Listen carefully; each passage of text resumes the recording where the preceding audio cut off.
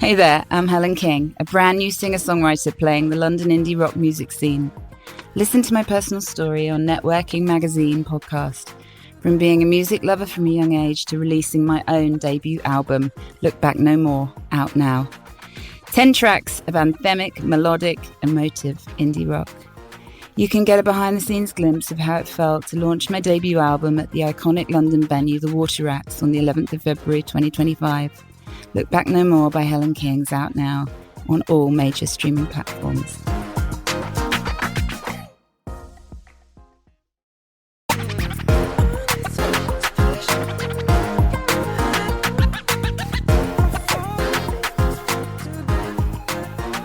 Welcome to this edition of Jibber Jabber with me, your host, Sanj Segal. My next guest is actor Jonathan Stoddard. He's been described by his friends as a real-life Disney prince. He's a chef, an actor, and a producer, and I'm so jealous. Hello, Jonathan. Hello, and thank you for having me. Quite the intro. Thank you very much. Took me ages to write that. Well, look, we got to start somewhere. I know that you're in Canada at the moment. You're wrapping up one thing, and you're about to begin filming next week. And I know, without any spoilers, how was your filming this week? Did it go well? Is it a wrap? Can you talk about it? Yeah, so we're up here. We're shooting this series, and we wrap on Friday. I can't give Right. away any plot points or anything serious like Sure. that, but Sure. I will say I've been up here for the last 4 months, and it's been a dream. From the people, getting to know the community here. I'm just outside of Toronto, small Right. town, big rivalry though with Toronto. Right. Sure. Sure. But it's been magical. I've really loved being here. Excellent. Well, look, I wanted to show, this show is all about, helping young actors understand more about TV, film work, voiceovers, theatre. And I thought you're the guy that we need to speak to. Let's start with your upbringing in San Rafael, California, and how it influenced your journey into acting. Yes, the good old San Rafael. So, San Rafael, there's a little town inside San Rafael called Right. Terra Linda. And what's brilliant about this place, in my opinion, and of course I grew up there, so I don't know any other place of growing up, but I Right. am quite partial to this. But I will say I'm 11 minutes from the Golden Gate Bridge, so I'm close enough to the city, but I'm far enough away Right. that I didn't grow up with a city life. We had, the local farmers markets. We had um, just not a lot going on in the city. We had Right. swim teams, and then you'd go. I grew up in a cul-de-sac surrounded by mountains with an old dirt Nice. service road and creeks, and we'd splash around and run through the fields. That kind It of sounds like a stuff. film. Sounds like a film. It's Have you very have much coming of age. have you got brothers and sisters? Were you the only one that went into acting? What was the deal? Big family, small family? So I'm the youngest of four. I have Right. three older siblings. It's girl, boy, girl, boy. So we kind of had that whole Partridge Family thing. Nice. And there's quite the age gap between the top two and the bottom two. And so the bottom two, my other sister and I, she and I are the most creative ones, although I'm the only one in acting. She did go to art school, phenomenal photographer in San Wow. Francisco, Wow. and her and her husband and their family just brilliant Wonderful. creatives. Yeah. Yeah, Did so she they're did they're amazing. did she influence you in any way? Because I know that you've got a little sideline. Well, you're good at everything. You're a bit of an all rounder, but photography is one of your things. So you share that trait with your sister. Did you study Yeah. it? Yeah. Did you study it together? I mean, how did it come about? And what came first? Acting, photography? What came first? Chicken or egg? So, well, out of the out of those two options, and not to throw a monkey wrench into all of this, neither. You're gonna drop a you're gonna tell me in a minute you're a wonderful chef too. Well, that too, but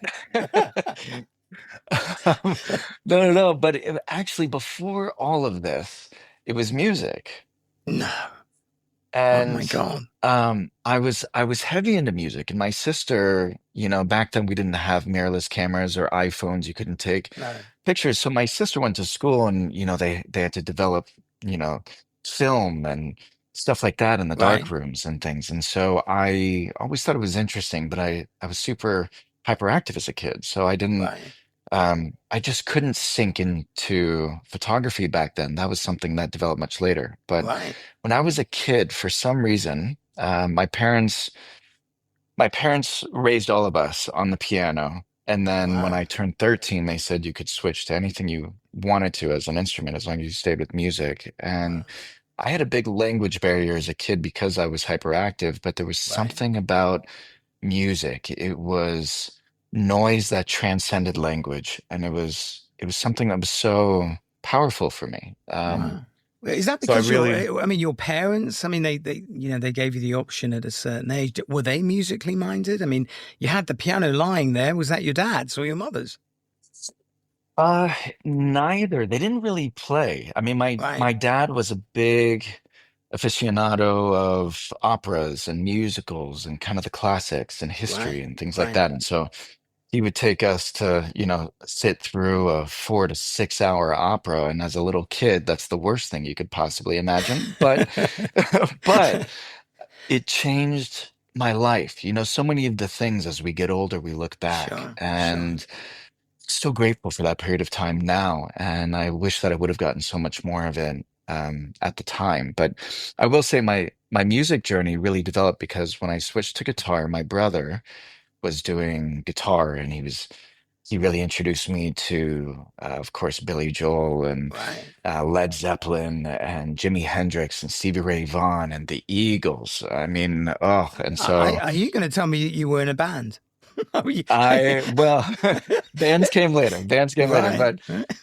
but Hotel California is the reason why I Oh my started God. learning to play the Right. guitar, and then I got my hands. I did end up going to culinary school. I was a I've chef just for a got this, while, I've got but this vision of you, on set. There's a piano in the corner, and you go, "Excuse me, just 1 minute. I just need yeah. to."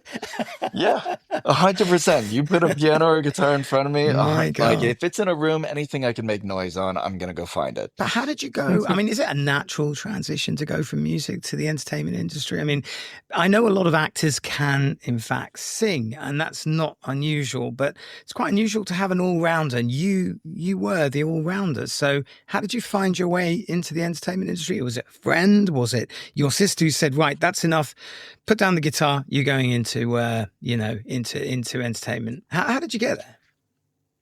So here's the interesting thing, and I'm gonna say this in kind of an interesting way. The aspects of like the all-rounder or learning multiple skills and things like that were purely because on one hand you could say I was incredibly unlucky, Right, right. but insanely resilient and not willing to give up on creative expression. That's an And interesting statement you just made there because a lot of people do give up and they don't see it through. So, yeah, resilience is that kind of word that touches most people. I mean, when you say resilience, am I sensing you had a fair sort of, degree of setbacks that you had to overcome along in your journey? yeah, 100%. I mean, Okay. so part of the issue is I I was fascinated with a world in which rules didn't apply. So I was really into the quantum world and physics. So I went to college for physics, and then found out that that wasn't going to go where I wanted it to go. Right. And I couldn't really, physics and quantum are very, Yeah. very different. So I dropped out and went to culinary school because there was something about the understanding of food. I don't know where I got the itch from, maybe my mom, but Did you, food and mental health and did you get resistance from your family who said, quantum physics to cooking? Come on. Did your mother grab a shoe?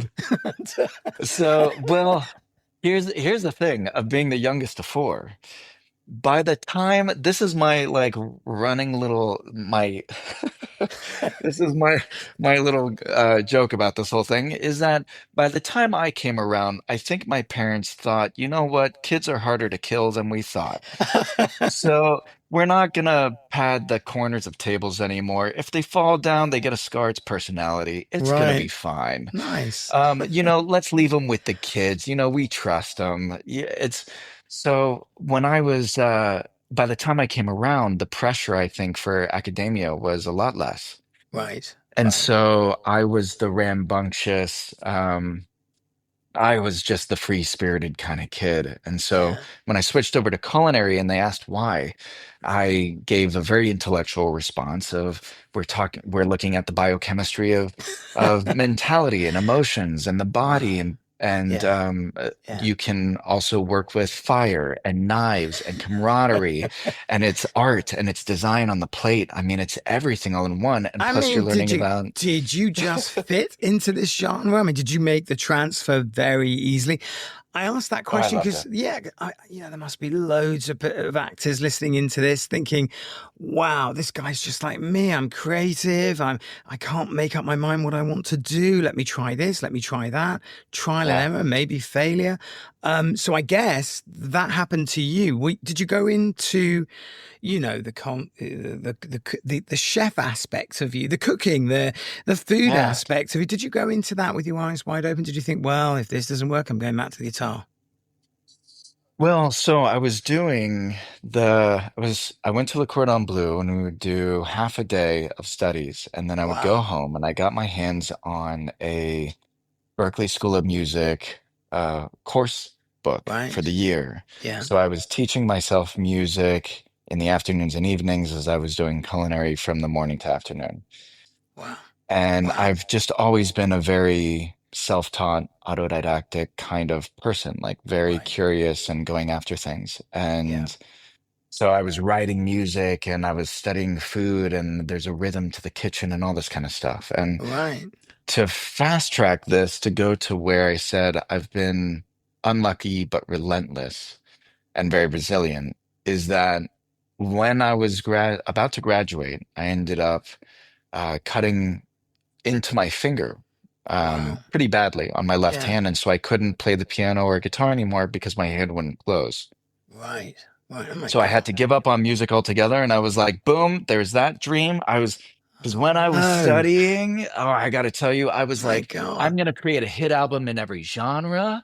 I'm going to study the Latin of music, teach myself music theory, understand harmonics and chords and My God. everything. And Yeah. I'm going to live inside of music. It's going to be So, great. I mean, were you upset? Were you upset? I mean, at yourself because of the said accident, or did you think, well, this is fate? You know what? I can't do this, so I'm just going to move on. Did you accept it, or did you try and still think, no, I'm going to fight for it? Um, I was young enough that I was willing to say, whatever the message is, I get it, and I gotta move on.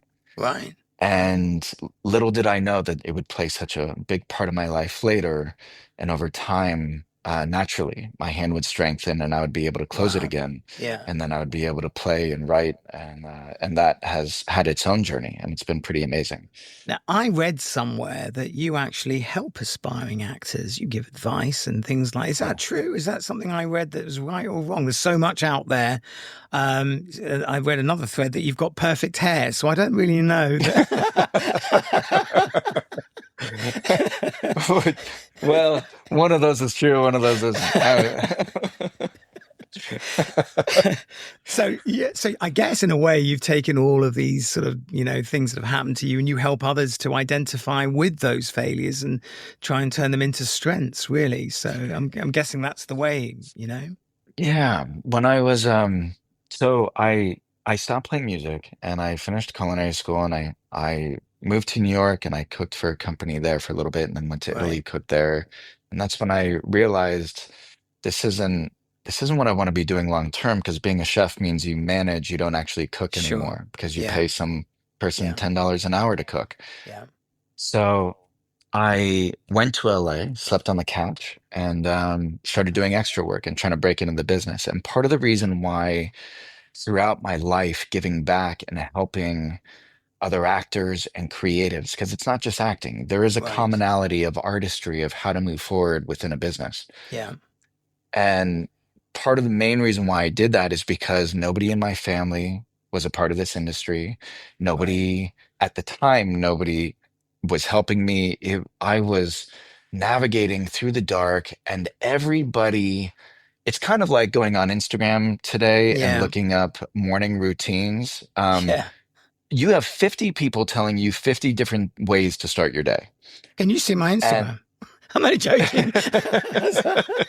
well, and mine. I mean, like the perfect morning, right? It's like Yeah. everyone has advice about how to do There's what you too need much to out do. there. Yeah. There's too much. It's so much, and it's hard to Yeah. filter. And then if you rationalize it, you're like, this all makes sense. But then in what order do I do it? And Yeah. it's Yeah. paralysis by analysis. So Yeah. part of my giving back is because I've had to stumble my way But I mean, through it all. that's very cliche. You went to the bright lights, big city, you slept on a couch, sounds familiar. I mean, is there, is this the story, the big dream? Is this how it all begins?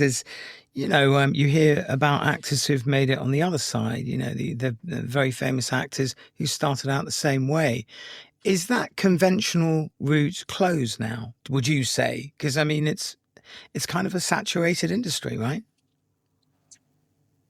Um, that's an interesting question. I will say this.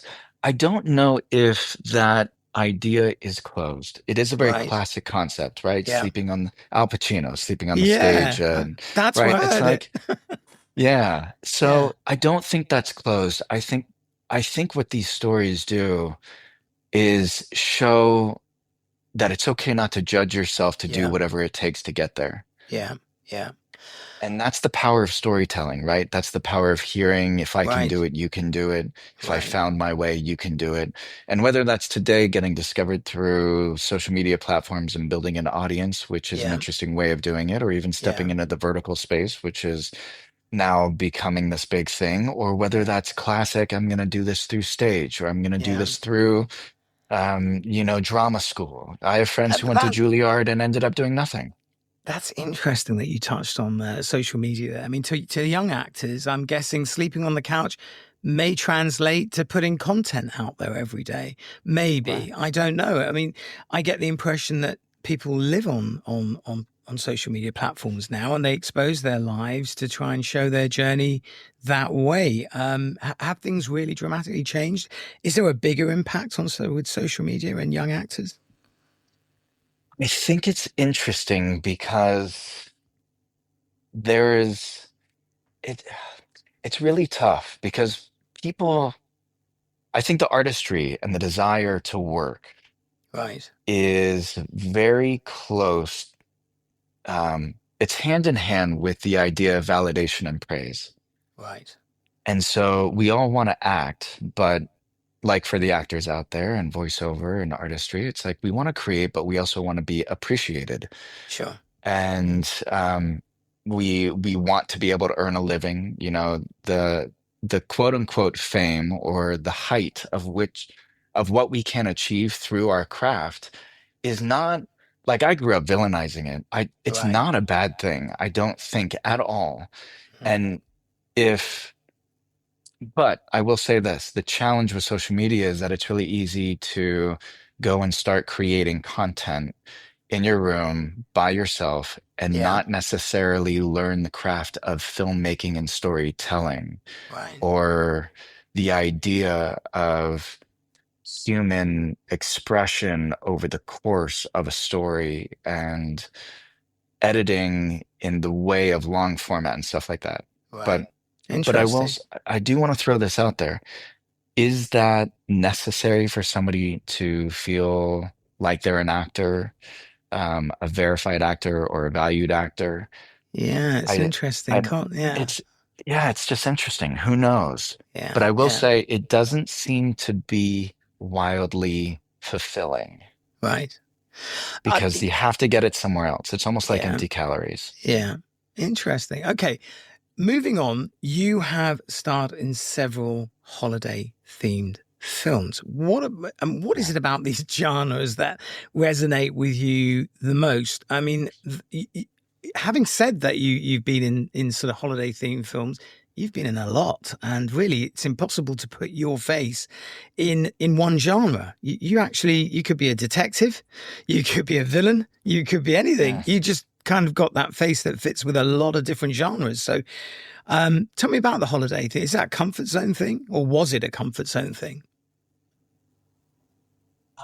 Well, can I answer that question, but also sidestep and answer another question about the Yeah, go multiple on. genres? Of course. Okay. All right. So I'll say this. Part of the part of the journey, quick backstory, is that when I moved to LA, slept on a couch, did extra work. About 2 years into it, I was like, I need to differentiate myself. I started doing parkour. That was becoming a thing. Right. We still didn't have like all the cell phones and access to everything. The industry was still very secretive at that time. And I ended up falling off a building and a brick hit my forehead. And so I was like, What? well, unless I'm going out for Frankenstein, I can't act Oh anymore. So my I stopped God. acting and I got back into the restaurant business and moved up north, back to San Rafael and worked Yeah. there. And then, Wow. like 5 years later, I ended up moving back down to LA. Now, the reason why I say that is because when I moved back down to LA about 10 years ago, Right. I I decided I wasn't going to do what I did before. I wasn't going to, and this is when I started photography and teaching and things like that. Right. But I decided that I wasn't going to work at a restaurant. I wasn't going to struggle this way anymore. I wasn't going to play by the rules anymore. I wasn't going Right. to sit here in a corner while my manager told me one thing, my agent told me something else, my acting class teacher told me something else, my friends who were actually working told me something else, and I would Yeah. sit there and they were all conflicting information, and I would just Yeah. be like, so I decided, you know what? Screw it. I Right. am going to start paving my own way and doing this regardless of what anybody says. Wow. Now, Love that. how that translates, I think it's powerful for everybody, right? As artists Yeah. to step into Yeah. their own in this kind of way. Absolutely. Yeah. So how this translates is I decided I'm going to say yes to everything, whether I'm Right. getting paid or not. I'm going to say yes to everything because I want to saturate the market with my versatility as an actor, Right. cross genre. I want a resume that proves that I'm an actor so I don't have to convince verbally that I'm an actor. I want to be Googleable. I want to be Right. searchable. I don't want to be sitting there scrounging for reels and content. I want it to just be there and be visible. And so I I am love going to that. You work. just got on with it. You just got on Yeah. with it. Yeah. I Okay. just committed. Yeah. And I Wow. will say, since then, it's everything from being the good guy to the bad guy. Now, I will say Yeah. rom-coms, Yeah. Christmas movies do take up about 80% Yep. Yep. of the work that I've been doing, if not a little bit more. Sure. Sure. Um, But in a but big way, like you said, you are yeah, good. You're on Google. You're easy to search. You're easy to find. So you've done a good job. You've done a good job. yeah, Okay, thank you. right. So, well, I actually got a clip sent to me by one of your friends. Oh, Yeah, and that was oh no, no, it's no, it was actually the video of you filming in India. It was for a commercial. I think it was for oh yeah, Rajasthan. It was a beautifully, wonderfully made yeah. advert. Loved it. One of my friends said, "Oh my God," they just watched a little bit and said, "Oh my God, is that a TV series? What is it? I want to watch it." Um, it was so beautifully filmed. How did you film Yeah. such a beautiful advert in one of the busiest places in the world? How on earth did you do it? Stay with us. We'll be right back.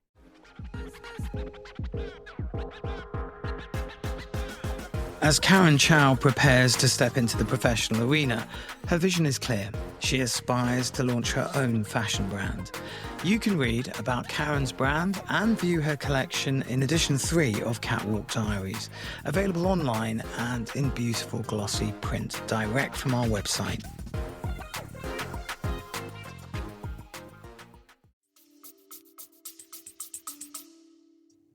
Well, can I be knowing the audience, can I tell you how I got this? Go on then. This, I feel like, is the epitome of and the backbone of what all the listeners should take away. Right. Um, I was filming a movie in Mississippi, and my agent says there's this audition for this commercial and pays good money. It's out in India. And I said, Peter, my agent's name, I said, I can't do it. I'm doing this. I'd be flying to India. Like it overlaps by a week. I can't do it. And he goes, just please, just do me a favor. Just put yourself on tape. So I throw myself on tape. The morning it's due. And I had like 5 days to do it. Throw myself on tape. I send it in. The next day he writes back. He goes, "You're their first choice." I go, "But Peter, I can't do it. It overlaps. I can't do it because I'm doing this." And he goes, "Well, the world works in mysterious ways. Hang on." Yeah. So My he God. goes, he talks to them. He goes, "They're pushing it by a week or so, but they really like you. So now it's in the clear and you can do it if they want to book you." And I said, "That sounds great." He goes, "We should know within a couple days." I said, "Okay." Couple days went by. He goes, "They re-released the breakdown. They're re-looking." He goes, "You're their first Okay. choice." I goes, Yeah. "But that doesn't make sense if they're looking for somebody else." Sure. And he goes, I don't know." He goes, "Just hang on tight." Couple days go by. He goes, "They're still looking like they're looking for your role." And I Right. go, "Peter, would you mind giving me the casting director's info?" And he goes, "Sure." And I have that relationship with my agent. And so I call Yeah. her up and I Nice. say, "Hey, would I, from what I understand, I'm your first pick." I said, "Thank you so much for everything. This will be our first time working together." I said, "What can I do?" And she goes, "Well, we really are looking for a blonde because we need to differentiate you being in India. And so they're Right. looking for a blonde actor." Yeah. And I go, "Well, I'm happy to dye my hair blonde." She goes, "Well, they want to Sold. see it."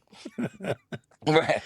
And she goes, "They want to see it. I mean, maybe you could dye your hair blonde today, put yourself on tape." And I said, "Well, I Wow. can't. I'm filming right now."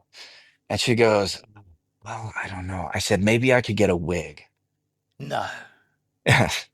And So- she goes, "It's worth a shot. Go for it." So I hang up. I find a wig place. Oh I my Uber God. half hour away because I'm in a small town in Mississippi. Uber half hour away. I spend $600 on What? 3 real hair dirty blonde wigs. Hope you returned them. So- No, you can't. What? I then go and I didn't have the money at the Oh time. I'm my like, God. I am just committing to this. Yeah. So then I'm Wow. like, I need to, but these are women's wigs. The hair is down to the middle of my back. So I then have to call up hairdressing salons to cut them. Oh my God. And only 7 people said no because they thought it was the weirdest request they've ever heard in their life Sounds like a to wind cut a up. wig. Yeah. So, Yeah, I would have hung up on you too. but finally, one hairstylist was like, "This is bizarre, but sure." So I go in, they God. style the wig. I've got all these great pictures of me with a dirty blonde wig. I do the audition. And then Wow. the next day they say, if you can just carry a woman on your back, otherwise we want you and we want to book you. So I go to set and I ask my co-star, can I just jump? Can you jump on my back real quick, Yeah. piggyback? I She don't goes, think "Yeah." I don't think many people trust you anymore with yeah. So, Can you cut my wig and can you jump on my back? Yeah. So it was amazing. And then we Yeah. sent it in, and the next day they booked me, and then I filmed in India, in Rajasthan, Wow. It's a Mumbai for the. tremendous thing to have on your CV, right? It was Uh, I bet you it was an experience. so the coolest thing that's really come in handy later is that the first week was training with the Royal Guards horses. Wow. Yeah. And because we had to do all these borderline stunts without them being stunts. And we literally traveled around. We were filming, what, it was nonstop and it was amazing. Wow. And but it was a month-long shoot, and I celebrated my birthday there. It was phenomenal. No, really? Oh my God. Yeah. I mean, for those, for people in the audience listening in thinking, what is he talking about, an advert in India? I will put the link for this video in the podcast description box. You have to see it to believe it. It's beautiful. It's filmed so well. It could be a TV series. Yeah, honestly. Well, I will say I don't know which one you have, but if they've cut maybe 5 or 6 of them, because we filmed for the entire Wow. month across the entire, like all the popular places throughout Rajasthan, which is Wow. the #1 honeymoon destination of India. Yeah. Wow. It was phenomenal. Yeah. Well, listen, when I saw it, I just thought, you know what? I've just got this burning desire to get married. No, I'm joking. All right. Well, let's move on to your acting style. It has obviously evolved over the years because you've moved on. You've done so many different projects. You've got numerous credits to your name. How have things changed for you in 2025? We're a long way past COVID now, and you've cemented your place as a credible actor in demand. How have things changed for you? How have you as an actor evolved? So in the beginning, saying yes to everything, starting off in commercials and then moving into television and then moving into feature films and now Right, series. It has been it's been a very remarkably humbling journey. right, right, And how have things changed for 2025?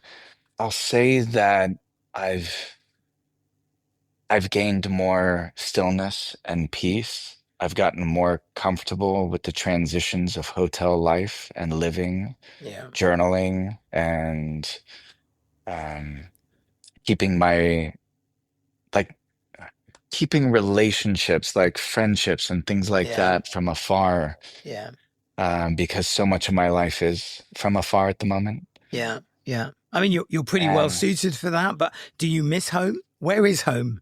And how much of home do you actually see? Is it just like an empty apartment with a sofa in it?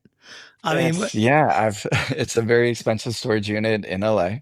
right? And Okay. but I will say it's, you make friends when you're on set, and then when they go to Sure, LA and they need a place to stay. So I have a buddy sure. that's staying there right now. Right. Okay. And being able to being able to gift things to people and meeting people around the world, because every time you jump from one set to the next, you're inviting a new family into your life, a new group of creative Absolutely. collaborators into your life, and it's amazing. I will say maybe one of the biggest changes for 2025 has been belief in myself, faith in everything bigger than me, I, and you're a very humble guy. I mean, that's one thing that struck me. There's no sort of like I'm an actor. You're a very humble guy, and you shoot from the hip. yeah. You tell it how it is, really. So yeah, I sympathise with that. I'd say that's true. What about your inspiration? I mean, you obviously inspire a lot of people. Who inspires you as an actor, as a filmmaker? Who inspires you? Ah, people who are committed to their craft and excellence across the board in any capacity, it's Right, inspiring. Just seeing somebody excel. So it doesn't even have to just be within acting. It could be somebody living full out in a moment, right, with generosity and kindness. So I mean, going to the park and watching kids play, yeah, or you go and you watch, I mean, Meryl Streep or even Tom Cruise and the exceptional things that he's been doing, even sure, with his latest movie, or sure. the comedy icons. And it's so male, female, old, young, musicians, anything. Like you watch Stevie Ray Vaughan, just a clip of them shredding on the guitar, or even just Yeah. go onto YouTube and there's a great channel called People Are Awesome.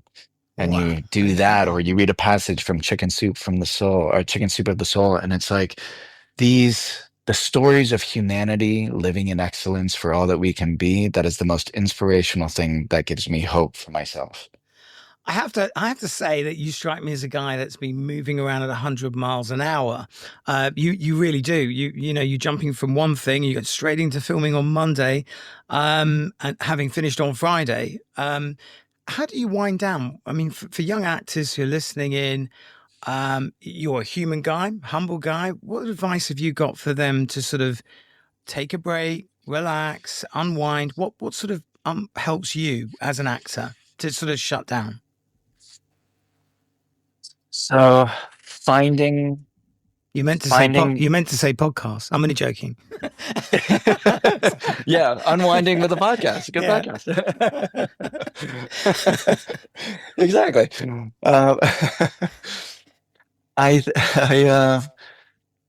it's funny. I dated somebody a long time ago, and um, she she was a model, and so Right. we were studying a lot of like a model's life for Victoria's Secret models, and Right. Adriana Lima You always get the was. hardest jobs to do. I tell you, you really do.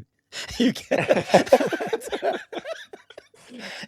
Touche. yeah, really, seriously, you get the hardest jobs to do. So, so we were studying, and Adriana Lima talked about how the challenge and the stress of her jumping from one interview to the next, to the next, to the next, to the next, and sometimes during fashion week, or all these things going on, she'll have 20 interviews in a day, and how does she find a moment to herself? And she said, I've learned to be able to go to the bathroom, and while I'm in the bathroom, do a 3 minute breathing, reconnect with myself, take some deep breaths, even on the side of a stage before going on to it. And she goes, Right. that's my time. Right. And I find an infinite amount of connectedness within that 1 minute. And that gives me the strength to be able to keep going and move forward without getting sick, without hurting myself, to stay level-headed, etc. Right. Now, that's the first time that I really appreciated and heard that. And then later over the years, from Chris Evans to Tony Robbins, all these brilliant people and productive people, hustlers. Right. It's like we get in our way and feel like we might need to rest for a week. And I know a lot of actors who Sure. I'll jump from one movie to the next, and they're like, I can't even get through one without starting to feel like I'm getting sick. Right. And it's like, well, at night I'm breathing, I'm doing the exercises, I'm taking care of Sure. my mind, body, my Yeah. heart. I'm I mean, you are yeah. you are the definition of a creative in a nice way, because you relentlessly continue to develop, to grow, to hone your skills as an actor. What about the future? Oh, wait, I forgot to ask you the past. If you could take that time machine back and you've met Jonathan Stoddard, not when you were jumping around with a brick on your head, but well before, I can't believe you did parkour as well, but well before Not that, very right? well. Yeah, well before. I bet you'll never do that again. Nope. So going back in time, the young Jonathan is there. What advice would you say? Would you say, listen, everything happens for a reason? Would you say, listen, don't give up your musical hopes? What advice would you give that younger version of you? I would say, yes, everything is going to work out no matter which road you take, as long as you know where you're going. Right.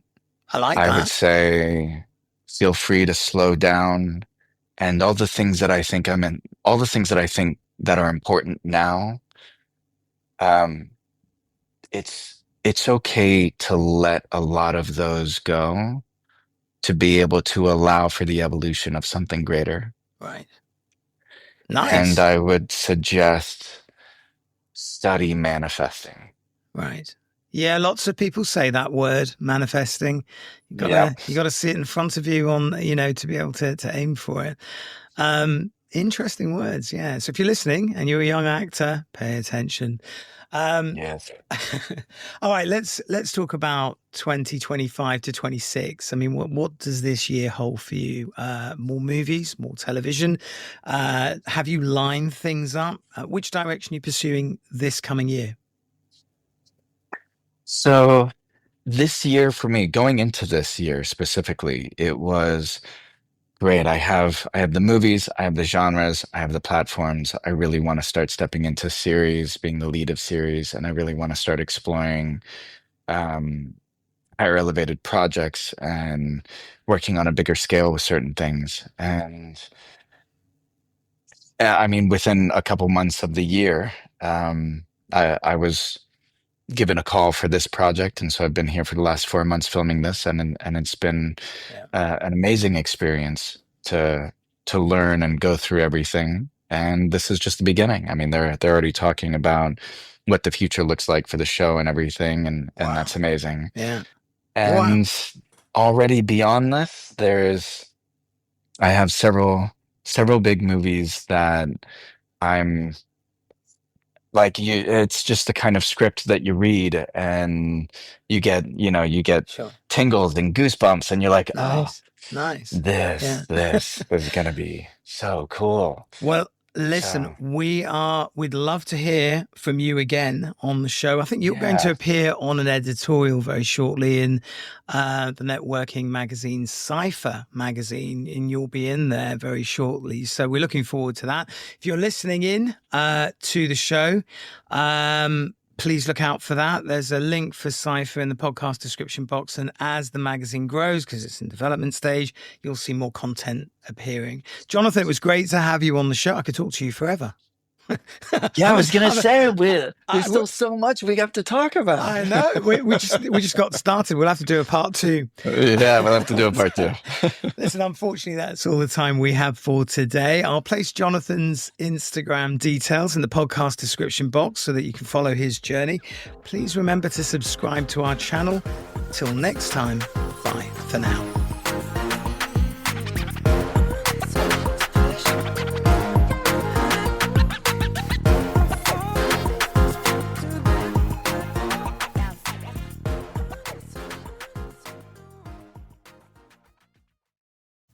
Eva Pietruk, a 45-year-old international model and winner of Top Model UK 2024, made a striking return to the runway after a 25-year break. She walked for over 30 designers in major cities like London, Cannes, Rome, Paris, and New York. Redefining age in fashion, she showcases elegance and strength with her signature catwalk style. This year, she launched Mad Runways, offering modeling classes focused on catwalk training and confidence. Join me, Sanj Segal, for a candid conversation with Eva about her personal and professional journey. The Catwalk Diaries podcast, coming soon to the Networking magazine.